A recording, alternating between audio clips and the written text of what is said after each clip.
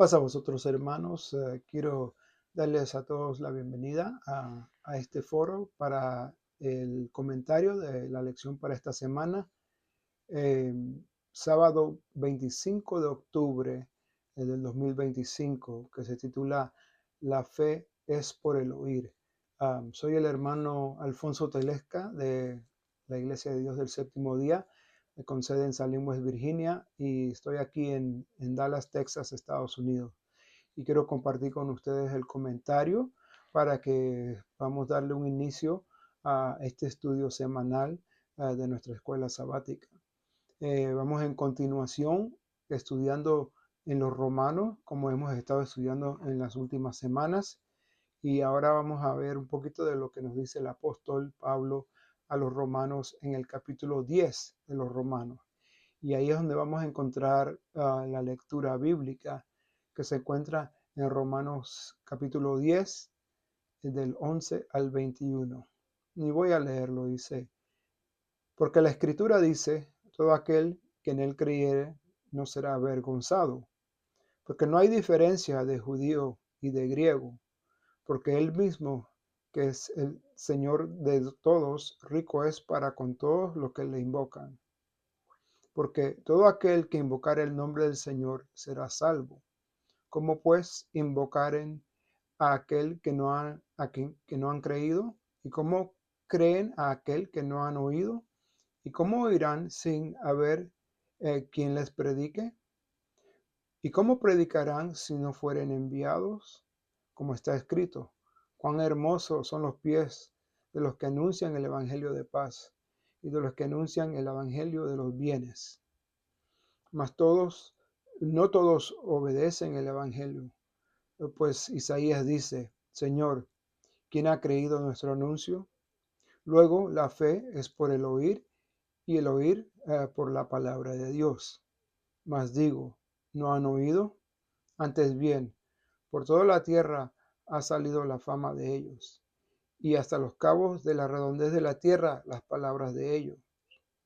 Mas digo, ¿no ha conocido esto Israel? Primeramente, Moisés dice: yo os provocaré a celo con gente que no es mía, con gente insensata os provocaré a ira. E Isaías determinadamente dice: fui hallado de los que no me buscaban, manifestéme a los que no preguntaban por mí. Mas acerca de Israel dice: todo el día extendí mi mano a un pueblo rebelde y contradictor. Hermanos, aquí en la lectura bíblica podemos ver básicamente todo el contenido de lo que vamos a estudiar en esta escuela sabática. Así que sin entrar mucho en esto, vamos a ver más de la lectura dentro de la lección. Pero para continuar, queremos mirar ahora el texto áureo, el texto de memoria, que se encuentra en Gálatas 3:7. Dice: sabéis por tanto que los que son de fe, los tales son hijos de Abraham. Así que podemos ver aquí que el título La fe es por oír tiene mucho que ver con todo lo que dijo el apóstol aquí en Romanos 10 y, y después en Gálatas 3:7. Es muy importante entender que como Abraham fue el padre de la fe, es llamado el padre de la fe, todos los que son de fe, por todos los que tenemos fe, venimos a ser hijos de Abraham. Biológicamente no, claro, pero espiritualmente sí. Teniendo esa misma fe que tuvo Abraham en creer en las cosas que no había visto, en creer en las palabras de Dios, en las cosas que Él prometió. Esa es la misma fe que tenemos que tener nosotros. Creer en cosas que no hemos visto, pero que Dios nos ha dicho, las promesas que Dios nos ha hecho, sus profecías que fueron cumplidas y las que están por cumplirse. Esas son las cosas en las cuales tenemos que tener fe y de esa manera podemos demostrar esa misma fe de Abraham y venimos a ser hijos de Abraham. Así que, hermanos, si podemos profundizar un poquito más dentro de las preguntas, vamos a ver un poco sobre lo que nos dice el capítulo 10 de Romanos sobre este tema de la fe por oír. La pregunta 1. ¿Será avergonzado aquel que creyere en Jesús? Podemos ver esto en Romanos 10, 11 y Juan 2, 28. Y claro que sabemos que la respuesta de esto, que si serán avergonzados todos los que creyeren en Jesús, la respuesta es no. Claramente no seremos avergonzados si creemos en Jesús. Es lo que nos dice eh, en Romanos 10, 11. Porque la escritura nos dice eso. El que creyere no será avergonzado. Y adicionalmente, Juan nos dice, primera de Juan nos dice que el que creyere o el que tenga esa creencia y esa confianza no será confundido a la venida del Señor. Y ser avergonzado y ser confundido quizás tiene significados distintos, pero son sinónimos en lo que tiene que ver con la venida del Señor. Si uno es creyente y uno tiene esa fe, cuando viene el Señor no va a haber confusión. Vamos a saber exactamente lo que está ocurriendo, vamos a saber exactamente qué nos está ocurriendo y qué va a ocurrir al resto del mundo. No va a haber confusión para nada. No seremos avergonzados tampoco porque vamos a ser galardonados por el Señor. Y así que sabemos que creyendo en el Señor, creyendo en Jesús, no hay vergüenza ni ahora ni cuando Él venga. No vamos a ser avergonzados. La pregunta 2. ¿Hizo Dios diferencia entre el judío y el griego? Y podemos ver aquí en Romanos 10, 12 al 13, Gálatas 3, 28 y Colosenses 3, 11. Sabemos que el apóstol ya vino con ese entendimiento. Sabemos que él sufrió y lloró por su pueblo Israel. Y él lo hemos estudiado en las lecciones pasadas. Y él entendió que ahora su obra era para llevar esta palabra de Dios y este evangelio a los gentiles. Así que sabiendo esto, la oportunidad en este momento, hasta que se sellaran los 144,000, la oportunidad era para los judíos y adicionalmente para los gentiles. Y en este término vemos que son referidos como griegos, cuando hablas de un gentil, porque era lo que existía mayoritariamente en ese tiempo. Pero cuando habla de judío y de griego, está hablando de judío del pueblo de Israel y de gentiles. Y, y él dijo claramente que no debe haber diferencia. ¿Diferencia en qué término? En la cual quién puede recibir la salvación y quién no puede recibir. No había diferencia. La salvación estaba disponible para todos, para todos. Adicionalmente, también dio algunos textos aquí en Gálatas que hablaban que tampoco había diferencia entre siervo ni libre, ni entre varón ni hembra.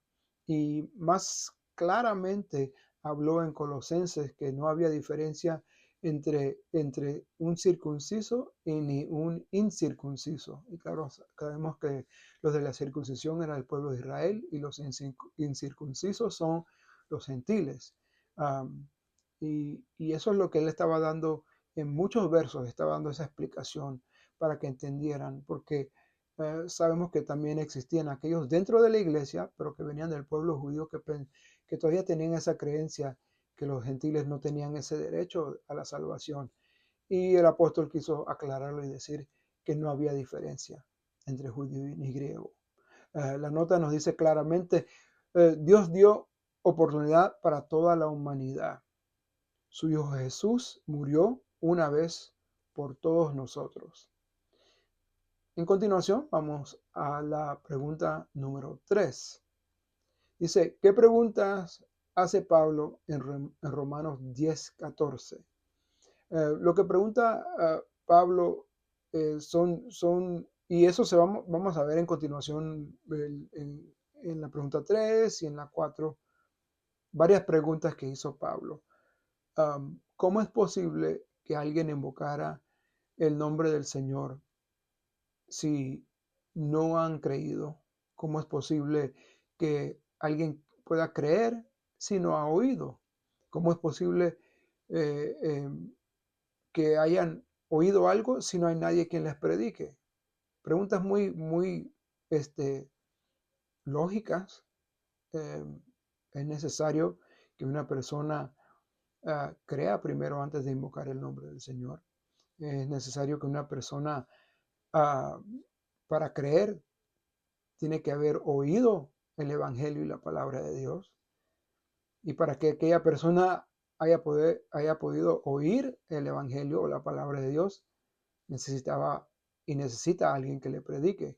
Así que estas preguntas, sabemos que Pablo conocía la respuesta de estas preguntas, pero estaba dando estas preguntas para que las personas oyendo esta prédica o este mensaje o leyendo esta carta hicieran conciencia de aquellas preguntas.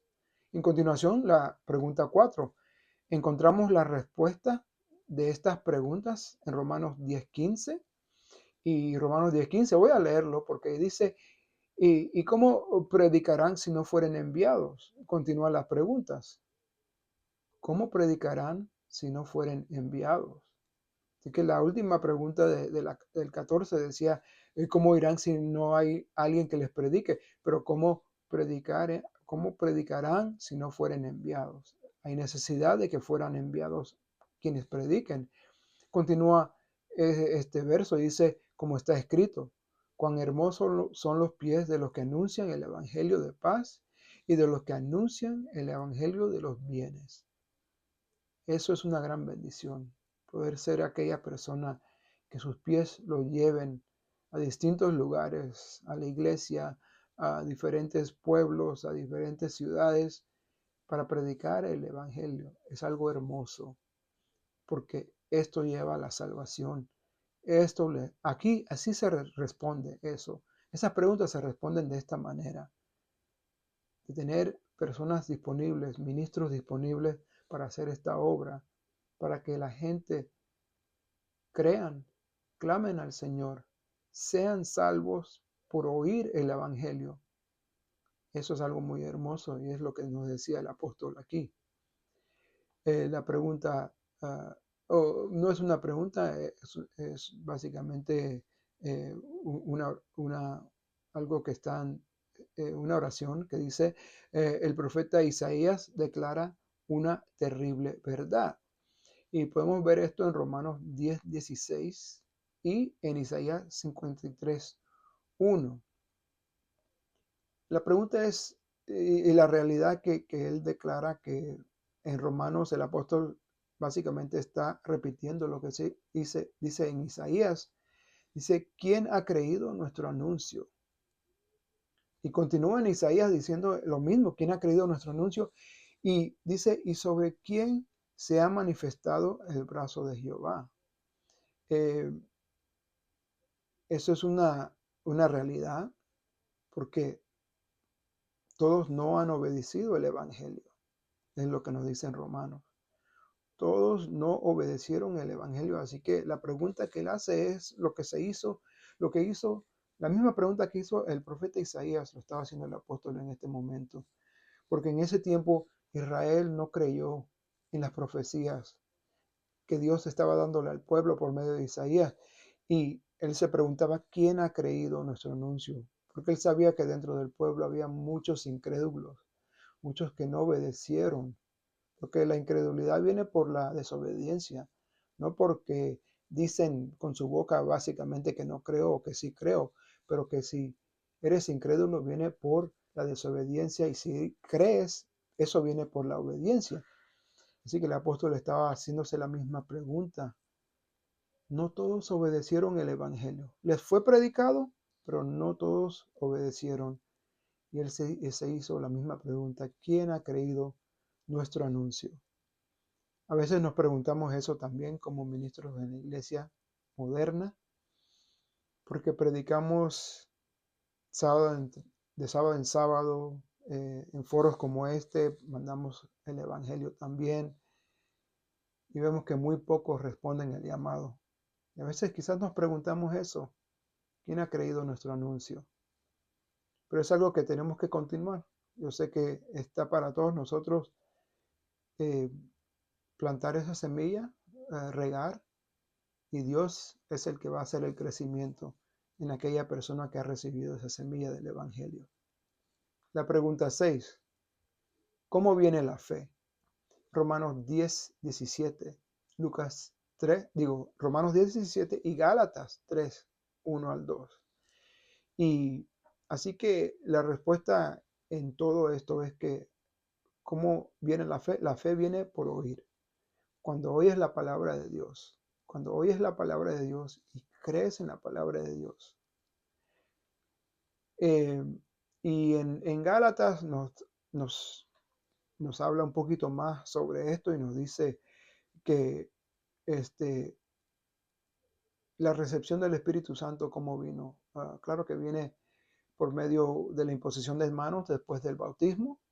El bautismo viene después que hayas creído y hayas clamado el nombre del Señor para tu salvación y hayas creído, te has sido bautizado, se te han impuesto las manos para recibir el Espíritu Santo, pero la pregunta que él hizo aquí en Gálatas, ¿recibiste el Espíritu Santo por las obras de la ley o por el oír de la fe?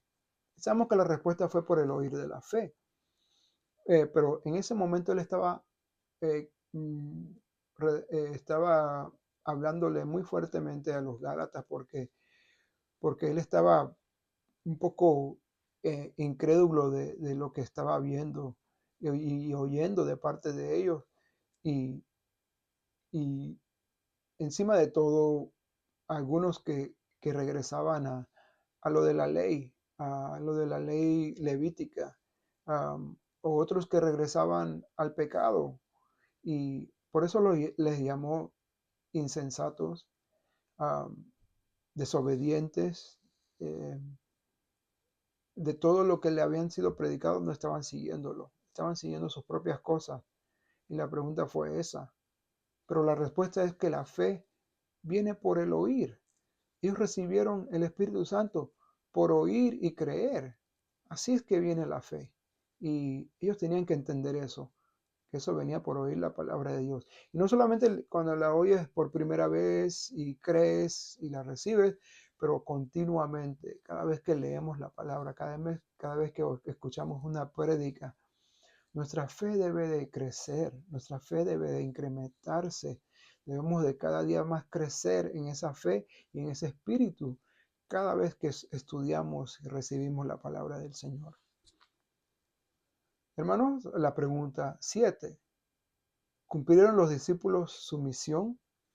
En Romanos 10, 18, en Colosenses 1, 23 y en Hechos 13, 46 al 49. Así que la pregunta es si los discípulos cumplieron con su misión. Sabemos que sí, ellos cumplieron con su misión. Ellos fueron a predicar la palabra por todas partes, por todos los cabos de la tierra, y, y les dio oportunidad a millares de personas de poder oír el Evangelio. Ellos estaban predicando a cada persona, a todas las personas posibles. Ellos continuaban también con estos escritos que tenemos nosotros hasta el día de hoy, que estos mismos escritos en Romanos, en Colosenses, en los Hechos, dan testimonio de todo lo que hicieron ellos, dan testimonio de la palabra de Dios y eso continúa predicándole a cada persona, incluyéndonos a nosotros en esta iglesia moderna, en este tiempo moderno en la cual vivimos. Eh, Aquellos apóstoles como Pablo, como Bernabé, ellos continuaban y estaban dándole ese evangelio a los gentiles, estaban sembrando la palabra de Dios por todas partes. El resto de los discípulos estaban haciendo lo mismo hasta su muerte. Así que sabemos que los discípulos cumplieron con su misión. Ellos cumplieron con su misión de tal manera que Pablo hasta decía que él había completado su carrera, él había peleado la buena batalla y había terminado su misión. Así que esto es para nosotros ahora, seguir ese cumplimiento de la misión que les fue dado a ellos originalmente por el Señor Jesús y seguir esa prédica de la palabra de Dios para que otros puedan creer. Dice la pregunta 8. ¿Predicó y advirtió Moisés a Israel de riesgo de no creer en Dios. Vemos en Romanos 10, 19 y Deuteronomios 32, 21. Eh, Sabemos que Moisés sí advirtió a Israel eh, por su incredulidad. Es más, eh, él habló de algo que quizás no sé si Moisés entendió, pero Dios le dio esto para que él le dijera al pueblo, que él los iba a mover a celos con un pueblo que no era de Dios, que no era el pueblo de Dios, con gente insensata, como dice aquí, los iba a ensañar. Esa era una profecía que le fue dada a Moisés y Moisés se la dio al pueblo. No se cumplió en ese momento exactamente, pero se viene a cumplir después en los tiempos de los apóstoles, porque eso mismo repitió el apóstol aquí en Romanos 10, 19. Dice, más digo, ¿no ha conocido esto Israel? Primeramente Moisés dice, yo os provocaré a celo con gente que no es mía, con gente insensata os provocaré a ira. Pero esa provocación no fue de mala fe, eso fue por la incredulidad que existía dentro del pueblo de Israel. Por causa de eso, se le dio la oportunidad al pueblo gentil. Y el pueblo gentil al recibir esto, eso fue lo que le provocó celo al pueblo de Israel, a aquellos que estaban en ese tiempo oyendo que los apóstoles estaban predicándole a los gentiles. Es como tal persona que recibe algo tan precioso, lo menosprecia, y cuando otra persona lo recibe, ahora sí lo quiere solamente para él. Y eso fue lo que hizo el pueblo en este momento. Pero desde Moisés eso fue hablado. Por palabra de Moisés, por palabra de Dios, por medio de Moisés. Eso ya fue hablado y fue dicho. Y, Pablo les recordó a ellos esto, que eso fue exactamente lo que el Señor había dicho desde ese tiempo. La pregunta 9. ¿Fue también Isaías muy enfático sobre esto? En Romanos 10, 20, Isaías 61, 65, 1. Y dice Romanos que sí sabemos que sí, Isaías también fue enfático sobre esto porque él, él dijo, voy a leer lo que dice en Isaías, dice, fui buscado de los que no preguntaban por mí, fui hallado de los que no me buscaban. Dije a gente que no invocaba mi nombre, heme aquí, heme aquí.